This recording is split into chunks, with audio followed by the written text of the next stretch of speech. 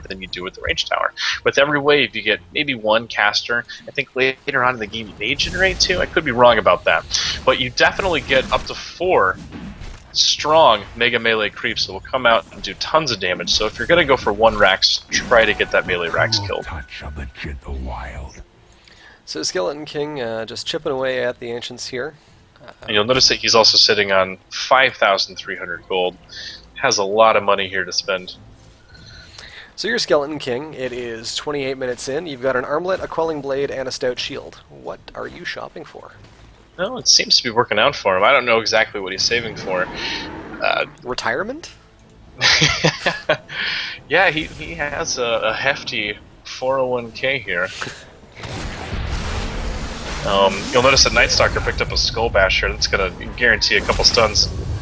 Black King borrowed on Ursa, just negating most of that damage from Zeus. And he's switching targets there on the fly as Bristleback tries to get away. Lone Druid comes in. Nightstalker pops his Void Slow on Zeus. Faceless with the ult turns and smacks Ursa, but Ursa still has that Aegis up, and it's not going to be enough. Faceless drops really, really fast there to Ursa. Lone Druid getting the final kill, of course. Ursa making a political statement, downing Wisp, proving that America does, indeed, have hope. I love this. The kill inside the fountain, and while the bear goes down... Joe Balls with the well played. And the Radiant team, once again, a full team wipe.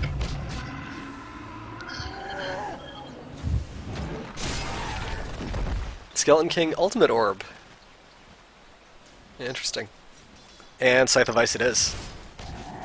Scythe of Ice on Skeleton King must feel that he needs to add a little bit of CC, playing definitely a support Skeleton King. He's got those arcane boots, didn't go for the power treads, which are more of a typical build, giving mana to the rest of his team and also offering up some crowd control. And there it is. The game is over, and a decisive victory for the Dire. Obviously, right off the bat, looked like it was going to go either way, and a quick lead by the Radiant, which was rapidly wiped out by a number of team fights. It got a little dicey there for the Dire side. I think that the moment of victory, there was a massive team fight after a Roshan. And it seemed that the Radiant just kind of lost their team fight fervor. They were doing a really good job of keeping the Dire team down. They were going in for some really awesome ganks. You saw Io doing that, but they weren't able to transition from that that early to mid game to a strong mid to late game. Good stuff. So taking a look at the board here, we've obviously got Ursa with the most kills and Nightstalker with the most assists on the Dire side. On the Radiant side, tied up at 7 with Joe Balls, and I'm going to go with Fooknut, as if it's, there's an umlaut on that, with 7 kills and 9 assists on Wisp, who was pulling off some excellent play with those recalls there. So your choice for MVP of the match? I'm going to go with the kind of estranged ice cream sandwich support Skeleton King. I thought that he was doing a really awesome job playing with his Ursa. I don't know if these guys are a team, if they're playing together. This is a random match, so there's a possibility they know each other or they don't. They're also completely separate on the listing there, if you notice. You've got Ursa at the top and Skeleton King at the bottom. So anyway, Skeleton King picked up his aura at the beginning, was mostly hanging out in the jungle, picked up items that were all about supporting his team, and yet was still able to kick out 4 kills, only died twice, and was just having awesome play with Ursa for this match. Good stuff. I'd have to concur. I really was impressed with Skeleton King.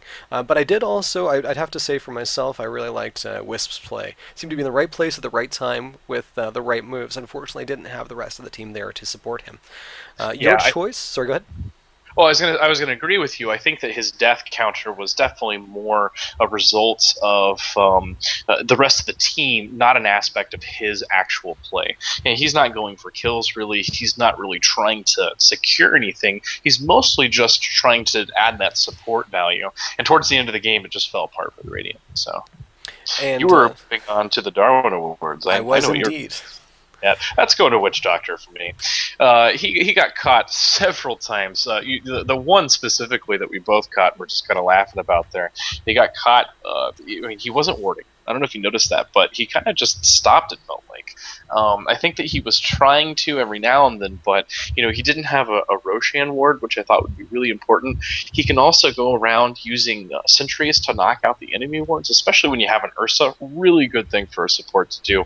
But then he got caught out of nowhere by the entire Radiant team and just got absolutely obliterated. I mean, I haven't seen a hero drop that fast in a long time. He was just alive in the dead. I couldn't. There was nothing to cast. He just exploded. I'd have to agree. Witch Doctor was indeed my choice. It was that moment, I think, early in the game where he was level 2, and we already had some level 6s on the board, where I sort of looked at it and went, what exactly are you doing? Interesting playstyle. I mean, I'm sure there were some decisions behind it that would make sense to the player. Unfortunately, I couldn't fathom them. Speaking of fathoming, the Radiant on Titanic Tuesday, they have Mm. sunk. Yeah, yep. They join the deeps, where Tide Hunter will probably eat them as he eats just about everything, including tasty watermelons. So that is us for the Canadian Dota League. I am 3PO. And this is Stamos Lives. We will see you next time. Take care.